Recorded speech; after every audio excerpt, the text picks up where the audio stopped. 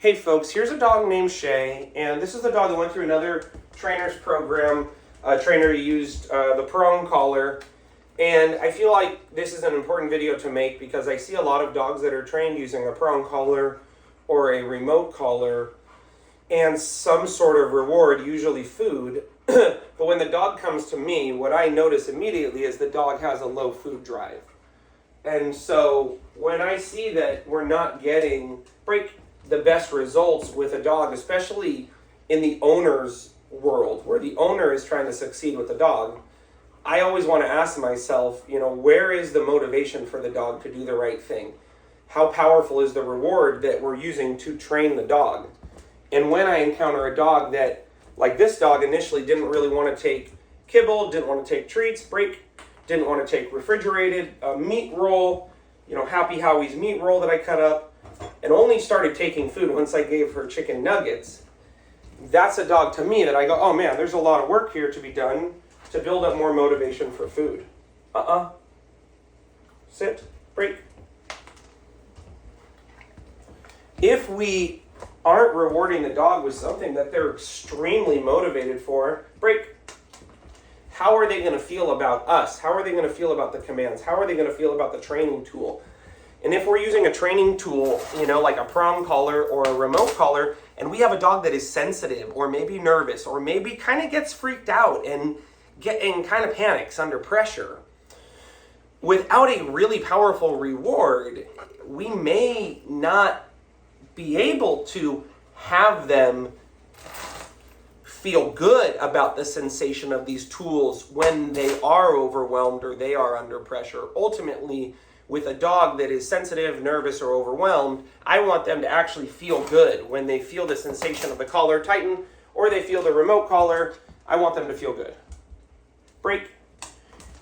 And I'm not saying this is the case with all dogs, because it's not. Some dogs, they'll work without any food, no problem. Sit, break. So what I'm doing is I'm simply making the food a little bit more interesting by doing a chase game, break, and having the dog chase the food. The second thing I'm doing, nice, is I'm luring the dog with food. So,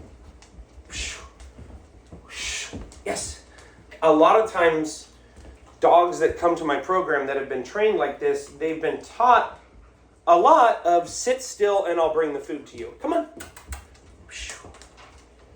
Sit still, I'll bring the food to you. Sit still, I'll bring the food to you. Come on, baby. Yes. And although that's great for teaching a dog to sit, with dogs that are nervous and dogs that are sensitive, I actually want them learning how to move forward to get food. The problem with sitting is a dog that's nervous, I'm kind of teaching them, in a sense, to freeze. And I'm teaching them to kind of shut down and just freeze.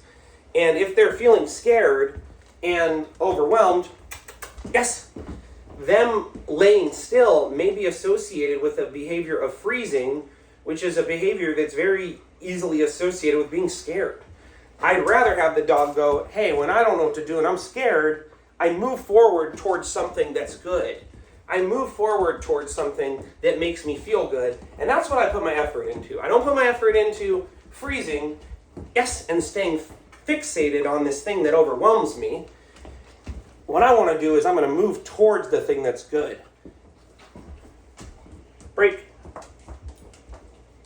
If I had the dog moving away from the thing, I would toss the food away. And the dog would go, oh, I moved away from this thing, break, and I got a reward. Oh, if I see something and I'm scared, I move away from it and I get a reward. So simply using the food like this and luring the dog, come on, and learning what does that feel like to present the food in a way that's very enticing to the dog. Come on, nice. Yes. Is going to really change the way the dog feels about the training with food as a reward. Come on, princess. Sit, break. And as you begin to introduce a leash pressure, sit, break. In this case with a slip lead, sit, break. And you give the dog the freedom to move forward with enthusiasm after they have settled with the leash pressure, break. What you're going to see is a dog that is going to feel a lot more enthusiastic about the leash. They're going to understand the leash means, do something and get a very powerful reward.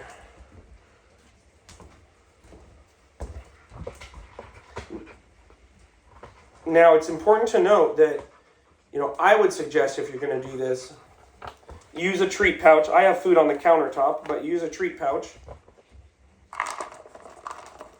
And do this somewhere quiet and calm at first. Break. Don't think, okay, I'm going to go back to the place where my dog usually explodes and try to play treat chase games. Come on. No, instead, say, you know what, break. We're going to practice in the kitchen. We're going to practice in the backyard, in the front yard. And maybe we'll go out of the car somewhere for a few minutes and see how this goes. But we're just going to practice this for a few minutes. Break. There's going to be a leash. There's going to be a high value reward that moves, that you get to chase or you get to catch. Break. I'm not going to try to make you hold commands. I'm not going to try to make you hold still. Oh, come on, baby. Yeah, come on, baby. Good girl, huh? No, instead I'm going to get you moving. Break. And having a good time. So these are some things to think about, folks. If you have a dog that's been through a program, has had a prong collar, has a remote collar, is still reactive, food has been the reward, you may need to take a few steps back before going forward. And no, this one exercise is not going to solve all your problems, but this is one thing, break, to think about and to start to digest and start to, better understand, hey, how is it possible that perhaps the way I was using food was creating a dog that was not really feeling very good about the reward, and as a result was much more likely to not take food in the case of something stressful happening, or even if the dog did take food, they're still stressed, even if they're staying in the behavior. So this is where I would end the session with this dog, believe it or not. This is something you do short sessions with. Because once again, the goal is, come on, princess, to build up enthusiasm for food, to make it fun. And if you know anything about building up food motivation, you'll know the way to build up food and motivation is to make the food scarce, to make the food more like a wild animal, which is something that is difficult to obtain. So I hope you enjoyed this video with Shay, and you can always hire me online for training. You can check out my poetry book too, Loving, Leading, and Losing, Stories by the Dogs That Trained Me. That's written by me, Eric Stokel. And remember, as always, your dog's very lucky to have you. So until next time, we don't blame them, we train them.